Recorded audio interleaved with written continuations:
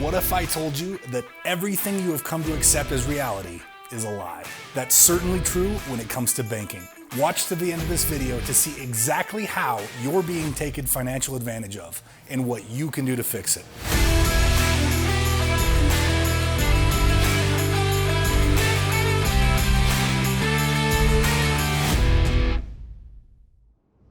If you're new to the channel, welcome.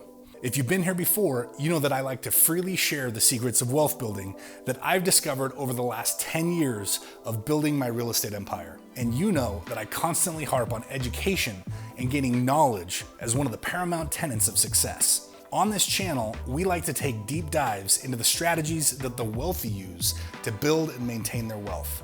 Today, we're going to discuss banking. It seems simple enough, but for most people, myself included, no one ever sat us down and explained to us that banks are a business. They're not nonprofit organizations here to charitably help us. Now, I'm not saying that banks are evil.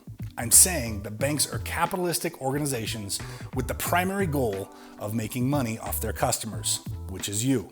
Opening up that mental can of worms allows you to realize that asking a banker's opinion on what we should do with our money or what bank products we should use will usually lead to advice that will best serve the bank's bottom line rather than your best financial interests. I want to share one example that should illustrate this point quite clearly, and hopefully will lead you to the same conclusion I had when I saw it for the very first time. Question everything. The example I'm going to use is for hypothetical purposes to illustrate an average American family using common bank products and the long-term effects that that has on their finances. Your personal results may vary. Let's dive in. Okay, let's say our hypothetical average American household makes about 60 grand a year. That's 5 grand a month. So when they get their money from their job, what type of bank account do most people put it in? Checking and savings. Why? Because that's what we were all told to do. And we didn't ask any questions. Now, I've come to dislike the checking and the savings accounts. If you study and understand anything about banking laws, you'll know that these are referred to as deposit accounts. Deposit accounts are where banks can take your money and everyone else's money that's been deposited and use it to extend loans, to invest in markets, and other things designed to make the bank money. Again, there's nothing wrong with that. What they are doing is perfectly legal. What I have a problem with is the lack of education to the people like you and me who are told to put our money there. So when you put your money in the checking account, they take it, they go invest, they make the bank money, and they give it back to you when you ask for it. They're essentially using you like a line of credit. One of the drawbacks to putting your money in checking accounts is that it keeps you on a cash basis. When you're on a cash basis, you have to slice up the pie on your head, sometimes before the check even gets there. Okay, I've got a house payment due over here. I've got to slice out a piece of the pie for that. No one can eat that piece of the pie because that's for the bank. I've got a car payment coming in. I've got credit cards that I got to pay. I got to set aside those slices of the pie. And the problem that I have with that is that everything you know about banking comes from the bank. I've had people stop me when I say that and say, wait a second. You mentioned credit cards. I hate credit cards. I've always hated credit cards. My mom told me to hate credit cards. My grandma told me to hate credit cards. Credit cards are the worst. Well, guess what? There's a psychology to how the bank wants you to think about their products, including credit cards. Let's return to the example. Let's say this family has a credit card over there on the left-hand side.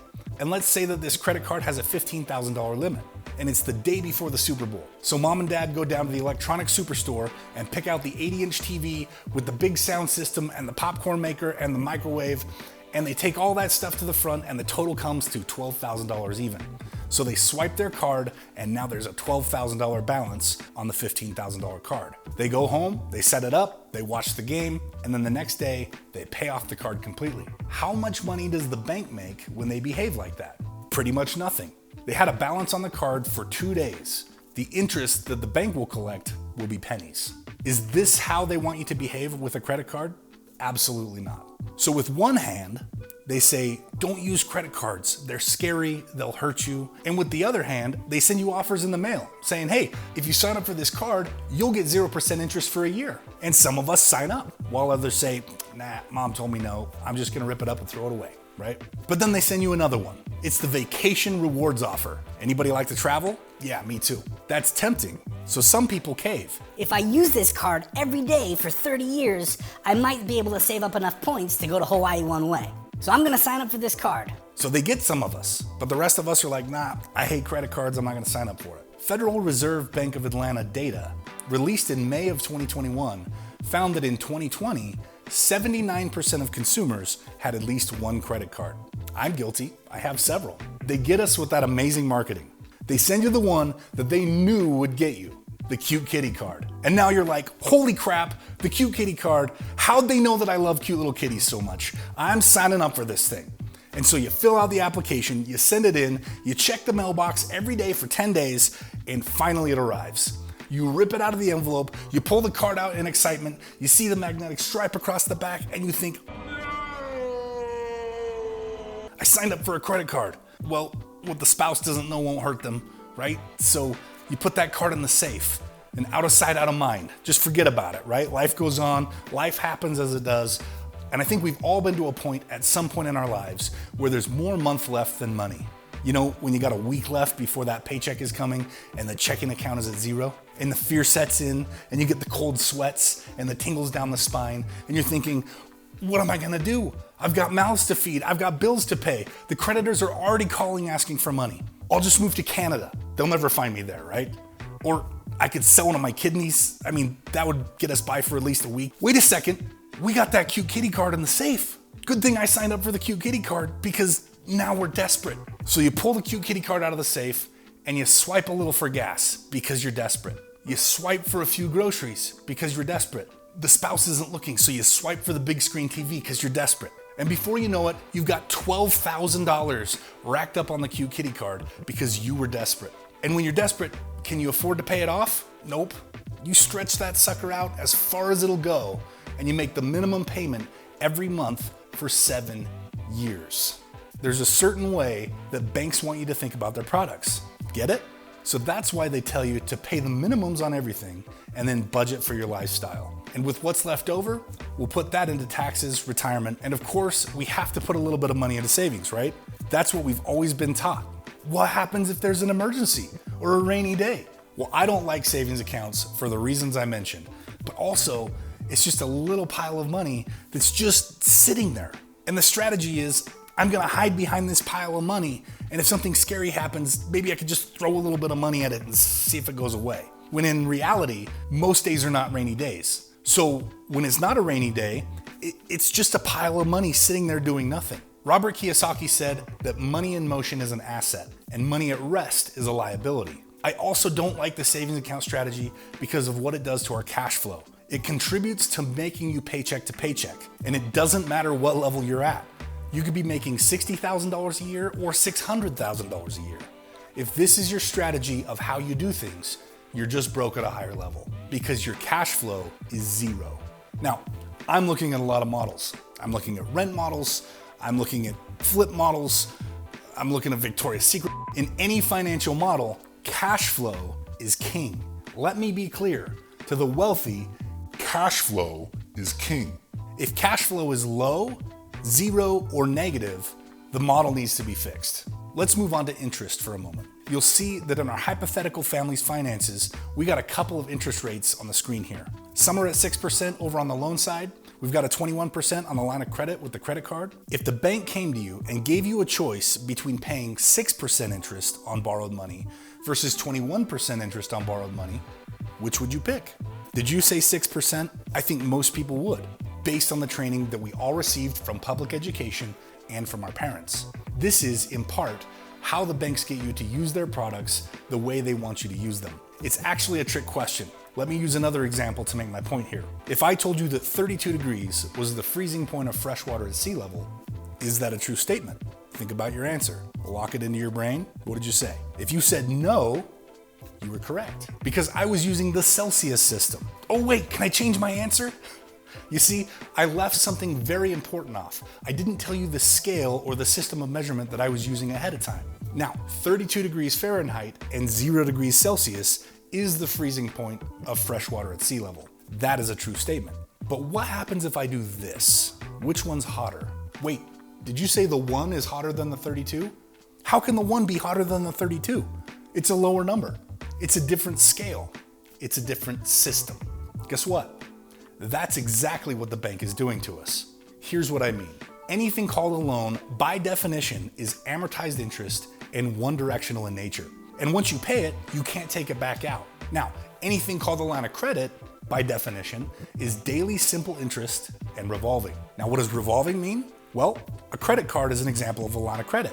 And if you have a maxed out credit card and you make a payment, it's going to open up a little bit of room on that credit card. We call that room leverage. And you can take that leverage in the form of your little piece of plastic down to the gas station, swipe it at the pump, and put some gas in your car. That's pretty normal. But when was the last time you ever swiped your mortgage to buy gas? When's the last time you swiped your car loan to buy gas or your student loan? You can't, because it's a loan. It's one directional. You pay it and that's it. Now, what about this amortization? What's that? Let's use our hypothetical family's house as an example. On a $200,000 mortgage at 6% interest, average payments would be about $1,200 per month. So they buy this house, they move in, they make their first payment of $1,200, and a couple of days later, the bank sends them their statement in the mail. They look at the statement and it says, "Thank you for making your payment of $1,200 to your mortgage. We've allocated $250 to principal and the remaining $950 to interest." And you say, "Wait a second, I thought we had a 6% mortgage. That doesn't seem right." So you call the bank and you get all mad at them. Rah, rah, rah, rah. So you call the bank and you get mad at them. Rah, rah, rah, rah. And the banker says, "Wait a second. If you turn to page 47 in your statement," okay, 47, okay, I'm there. "You'll see the amortization table crisscrosses about halfway through. And actually, by your last payment, it's the inverse. You pay $1,200 and 950 of it will go to principal and 250 of it will go to interest. So it all evens out." And the homeowner says, "Whew, I thought you were ripping me off for a second." Here's what I don't like about that.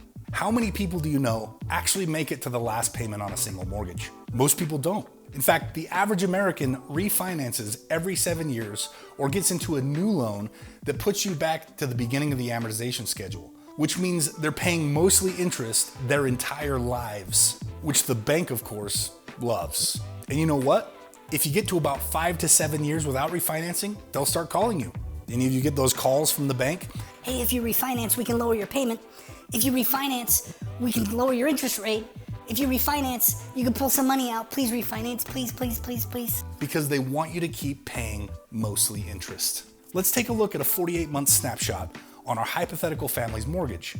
In just the first 4 years of their mortgage, they will pay about $57,000 towards their house. And only $12,000 of that will be reduced from the principal owed on the debt. The other $45,000 goes to interest. Does that look fair? Then why are we all doing it? The answer is simple. That's what we were told to do. We walked into the bank and we said, "Mr. Banker, I'm here to buy some real estate. What type of loan should I get?" And he said, "Well, you need a mortgage." Would you walk into a used car dealership and say, "Mr. Car Salesman, I'm here to buy a car. What type of car should I get?" And he'll say, "Well, you need the 2-seater sports car over here." And you as the customer says, $78,000 sports car? Yeah, I have a family of 7. And the salesman says, "Well, of course you need the sports car, right?" Why is he trying to sell you on the sports car? Because they're going to plug you into whatever makes them the most money. And when you walk in and ask the sales guy, "What type of product should I buy?" he's going to say the one that makes the most commission. Makes sense? So let's talk about this from a cash flow perspective. Remember that to the wealthy, cash flow is king in any financial model. When you pay a loan, regardless of how much is allocated to interest and how much is going to principal, you can't reuse any of it. The principal and the interest disappear. That means 100% of the cash flow from the payment you made disappears completely. However, with a line of credit, like the one in our example here, the bank only takes their 21% interest out. The rest of the principal returns to the line of credit as leverage that you can spend again and again however you want.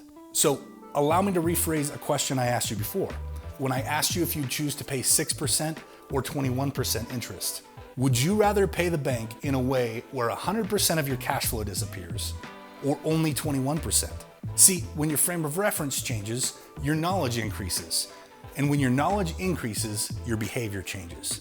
Now that we understand how banking works, let's take this back and apply it to our hypothetical family's financial model and apply some of the knowledge that we've gained strategically.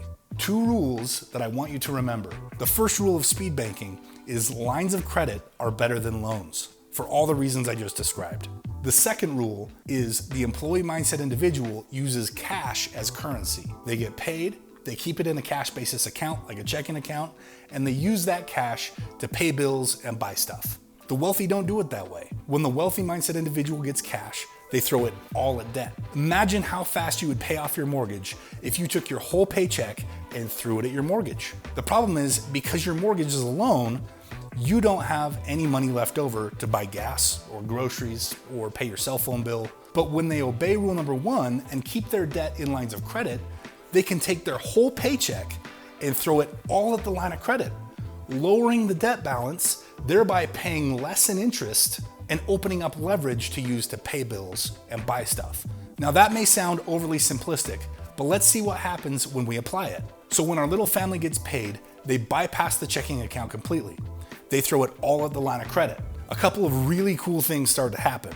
First, the bank wanted to see a minimum of $600 payment come in for the credit card. Our family just gave them $5,000. Now, they're going to do it next month again, and the next month, and the next month, and the next month. Will the bank ever ask them for that minimum payment again? Not if they keep it up. So do they even have to budget for it? Nope. $600 just went right to cash flow. Also, I think I've made it pretty clear on this channel that accumulation strategies are dumb. Savings accounts are for chumps. Any chumps out there? Didn't think so. Not anymore, at least, right? Add that to the $600 and they just found $2,000 a month in cash flow. They'll still have some payments they'll need to make, and they still have a lifestyle that they want to maintain. So we won't adjust their lifestyle for now, we'll just leave that the same. To review where they're at right now, that makes $5,000 a month in, $3,000 a month back out, and $2,000 a month going towards cash flow. When cash flow increases, speed increases. So they start paying off their debt even faster. They had $12,000 worth of debt in their line of credit. They threw $5,000 in, it went down. They have $3,000 a month in monthly bills to pay, so it goes back up by $3,000. That's month 1. And all we have to do is repeat this process over and over again. At this point, you might still be stuck on the fact that I told the family not to save anymore. What happens if there's an emergency? Well, throwing all their money at the line of credit created leverage. Do emergency rooms take credit cards? Yup. Do tire shops take credit cards? Uh-huh. Even if they have an emergency that only takes cash, they can still use that credit card down at the ATM, slide it, and pull out some cash in the case of an emergency from the line of credit. When there's no emergency, which, let's be honest, that's most of the time, they just keep doing what they were doing. Before they started this process, they had $12,000 in debt on the card. They were attacking it with $2,000 a month in cash flow. $12,000 divided by $2,000 a month, that's 6 months to pay off that credit card that would have taken them 7 years by making a minimum payment of $600. And that's without getting a raise at their job or changing their lifestyle. All they did was change their mindset. Now the bank looks at this and they say, man, these guys are really good at this debt stuff. They're using a lot of it, they're paying even more of it off, their credit score's gone through the roof, we're gonna give them a line of credit increase. We know, as wealthy mindset individuals, that credit and lines of credit should only be used for assets and emergencies. That means the bank just gave them $10,000 for their asset and emergency fund. When's the last time the bank came to you and said, hey, you save like a champion, here's 10 grand for your savings account? Never. They're never gonna do that. If they do that, you need to let me know where you bank because I wanna get a piece of that. Okay, our little family has a problem now. They were dumping their money into this line of credit because they had debt in there, but they paid the credit card down to 0. And last I checked, you can't pay a line of credit below a 0 balance. So the money's just overflowing back into the checking account, their employee mindset account. They don't want that, but it's okay because we still have a lot of debt over on the loan side of the equation. So they start moving some of that debt over to the cheaper side, the line of credit. Have you ever received those balance transfer checks in the mail from the credit card companies and wonder, what the heck am I supposed to do with a check from my credit card company? Well, I've got an idea. Whatever the amount was that you paid off in the line of credit, in this case, we use the example of 12 grand, they'll write it on the check, $12,000, principal only, and mail it off to the mortgage company. The next day, our little family looks at their account online, and sure enough, the principal balance on the mortgage drops by 12 grand. For the mortgage company, this is same as cash. But for our little family, they know that they just moved the debt into the line of credit where they will continue attacking it with the same method they did before. So before they were able to pay off $12,000 in 6 months. If we do the same thing, we should expect the same results, right? They'll pay off this $12,000 chunk in another 6 months. Now let's make a comparison. If you remember back to that 48-month snapshot on the mortgage, it took them 4 years and cost $45,000 in interest to pay off $12,000 in debt. On the line of credit side, I'm putting the math up here for you now so you can check my work. $12,000 times 21% annual interest, and it only took them 6 months, so we divide that by 2. It only cost them $1,200 and 6 months to pay off the same amount of principal. I just saved them more than $43,000 in 3.5 years on their mortgage. You're welcome. All they have to do at this point is repeat the process over and over until they pay off their mortgage. If we extrapolate this math, they will pay off their 30-year mortgage in roughly 5 years. And that's without them getting a raise at their job or changing their lifestyle. Now, if they don't have a mortgage anymore, they don't have a mortgage payment anymore either. So when they attack their car loan, they pay that sucker off in 6 months. They don't have a car loan anymore, so they don't have a car payment anymore. Where does that money go?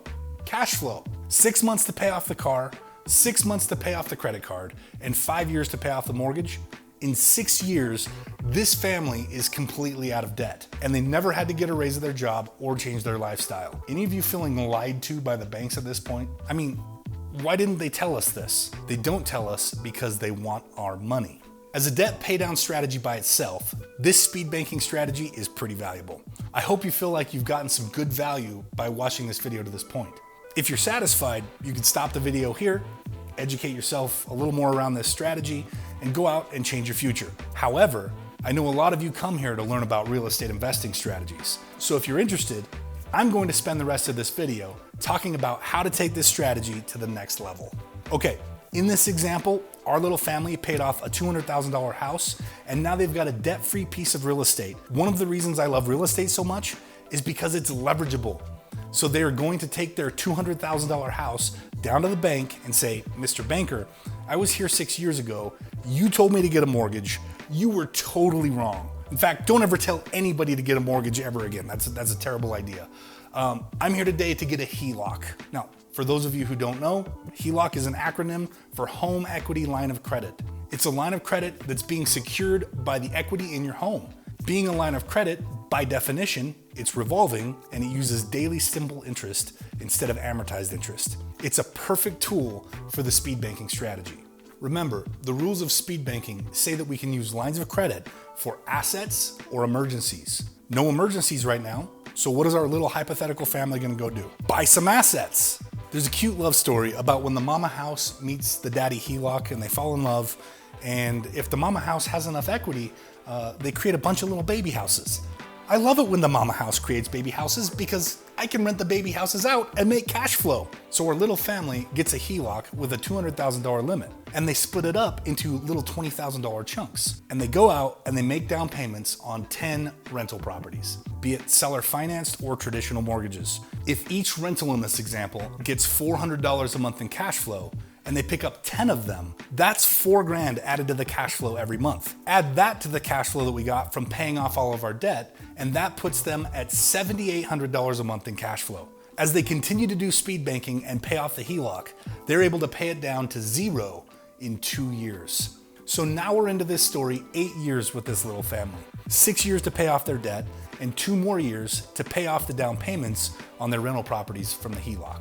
Let's take this all the way to a decade, shall we? After they pay off the HELOC, they start attacking those little baby mortgages. If the baby houses each have a $100,000 mortgage on them and they're at $7,800 a month in cash flow, they'll have the first rental paid for in 13 months. Now we're at year 9 and change.